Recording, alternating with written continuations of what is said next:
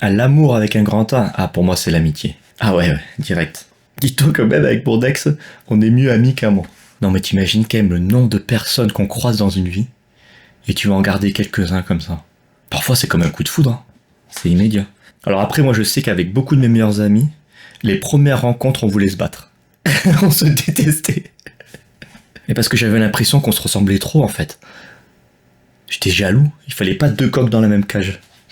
Puis après tu comprends que t'as été con et qu'en fait ils sont ta complémentarité qui manquait.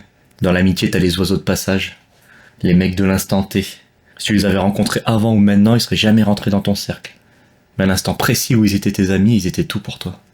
Puis après, il y a ceux qui partent, sans trop d'explications, sans que tu comprennes vraiment. Après, tu relativises, tu te dis qu'ils étaient là, ils ont été là. Ils ont fait partie de qui je suis maintenant. Même si ils sont plus là. T'as les potes que tu vois pas assez, mais à chaque fois que tu les revois, c'est comme si t'avais 15 ans. Pourvu qu'on continue à avoir 15 ans longtemps. Et enfin, t'as les éternels. C'est rare quand même de trouver des personnes où t'es persuadé que jusqu'à ta mort, tu les connaîtras. Ou jusqu'à leur mort, malheureusement. Je trouve ça à la fois beau et effrayant, quoi. Avec tout cela, tu partages des choses que tu partages avec personne d'autre. Puis l'avantage, c'est qu'on fait souvent des blackouts. Alors on revit les moments d'extase en permanence. Puis ce qui est extraordinaire avec l'amitié, c'est pas de se montrer sous son meilleur jour, ça c'est ce que tu fais avec tout le monde.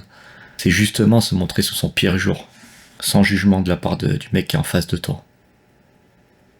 C'est ça l'amitié. Le non-jugement de la déchéance. Ouais, merci les potos.